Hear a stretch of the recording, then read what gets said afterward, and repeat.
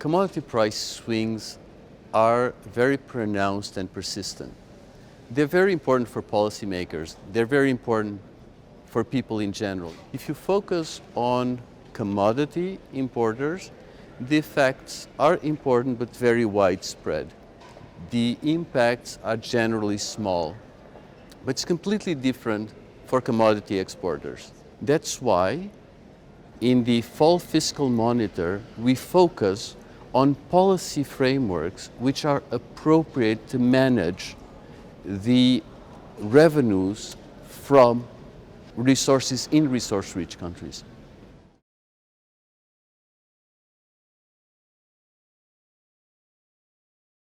Oh, it's very important that the use of natural resource wealth is seen as an asset of the country which is used in the process of economic development. If you think of natural resource wealth, if you think about oil and metals, you have exhaustible resources. The rents from these resources are counted as GDP. But if you think about it, you're using up capital. And if you're using capital, you're getting poorer.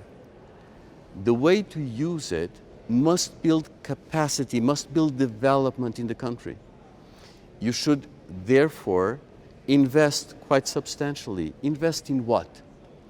Invest in financial assets so that you have proper buffers that allow you to smoothen your public expenditures over time.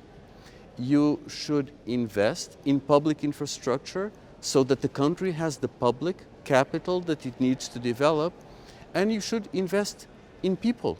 You should invest in education, in health, because innovation and human capital is the way of the future.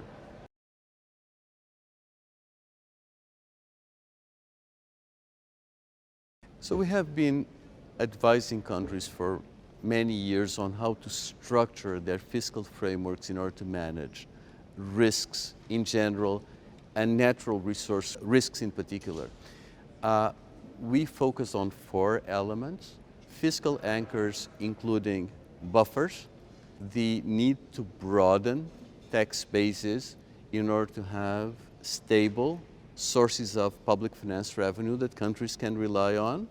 Third element is efficient and effective procedures to allocate public expenditures so that we have efficient public investment, efficient health and education.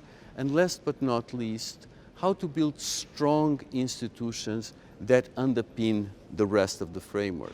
But if you look at the current situation with the sharp fall in commodity prices that you spoke about, it's very clear that in all countries that depend on these revenues, adjustment will be necessary. In many countries, in good times, they were able to build very substantial buffers.